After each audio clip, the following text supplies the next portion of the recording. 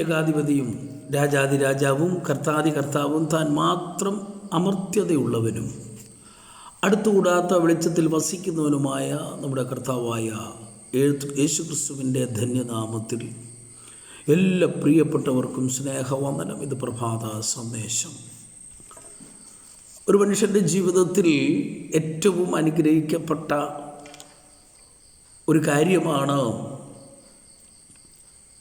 തൻ്റെ ആയുസ്സിൽ തനിക്ക് ദീർഘായുസ് ലഭിക്കുക, ഒരു നല്ല ആയുസ് പൂർത്തീകരിക്കുക എന്ന് പറയുന്നത് ഒരു മനുഷ്യനെ സംബന്ധിച്ച് അവൻ്റെ ജീവിതത്തിൽ ഏറ്റവും അനുഗ്രഹിക്കപ്പെട്ട നിമിഷങ്ങളാണ്.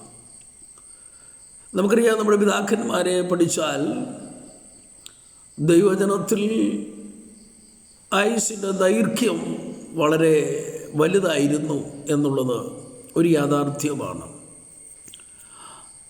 അഹരോൻ മരിക്കുമ്പോൾ മോശ പ്രാർത്ഥിക്കുന്നുണ്ട്, 70 ഏറെയായാൽ 80. അതിൻ്റെ പ്രതാപം, പ്രയാസവും ദുഃഖവും അത്രേ, അത് വേഗം കഴിഞ്ഞു പോകുന്നു. ഇവിടെ നമ്മുടെ ജീവിതത്തിൽ നമുക്ക് ലഭിക്കുന്ന ആയുസ്, ചിലർക്ക് നമുക്കറിയാം, പിതാക്കന്മാരെ പഠിച്ചാൽ 80 വയസ്സ്, 85 വയസ്സ്, 90, 92, 95 ആ നിലയിൽ ഒരു നല്ല ആയുസ്സോടെ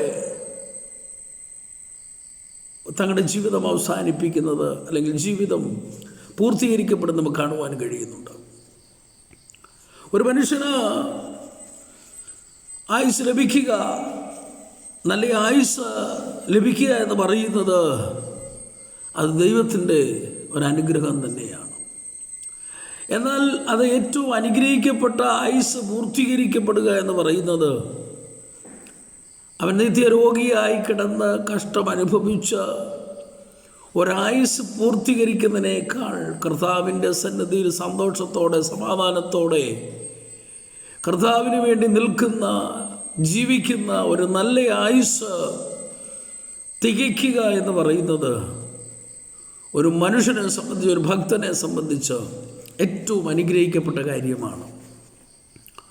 ഇവിടെ ദാവീദ് പറയുന്ന ഒരു ഭാഗത്തിലേക്ക് നാം ചിന്തിച്ചാൽ 21-ാം സങ്കീർത്തനം അതിൻ്റെ 4-ാം വാക്യത്തിൽ ഒരു പ്രാർത്ഥന നമുക്ക് കാണുന്നുണ്ട്. അവൻ നിന്നോട് ജീവനെ അപേക്ഷിച്ചു, നീ അവന് കൊടുത്തു, എന്നേക്കുമുള്ള ദീർഘായുസ്സിനെ തന്നെ. നീ അവൻ അപേക്ഷിച്ചു, ജീവനെ അപേക്ഷിച്ചു, നീ അവന് കൊടുത്തു.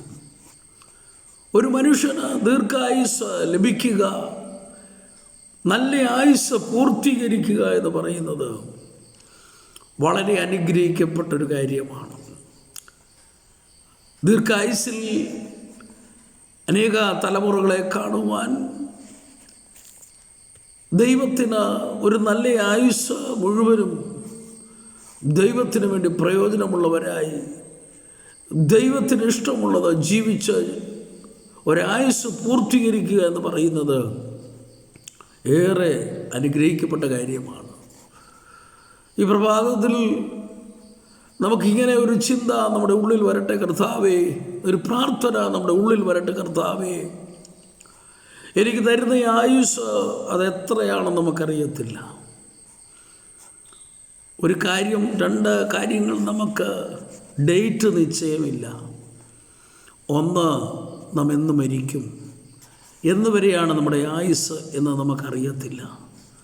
2, കർത്താവായ യേശു ക്രിസ്തുവിൻ്റെ വരവ് അതെപ്പോൾ എന്ന് സംഭവിക്കും എന്ന് നാം അറിയുന്നില്ല.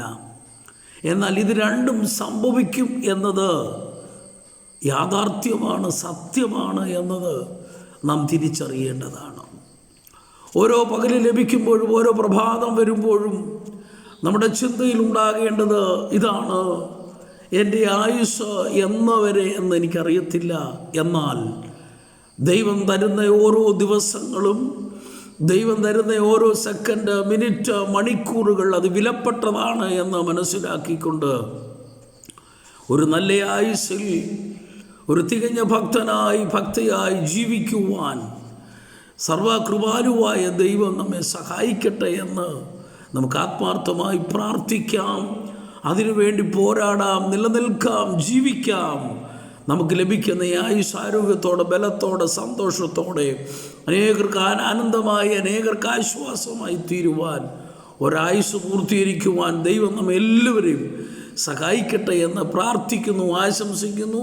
ദൈവം എല്ലാവരെയും അനുഗ്രഹിക്കട്ടെ. ആമേൻ, ആമേൻ, ആമേൻ.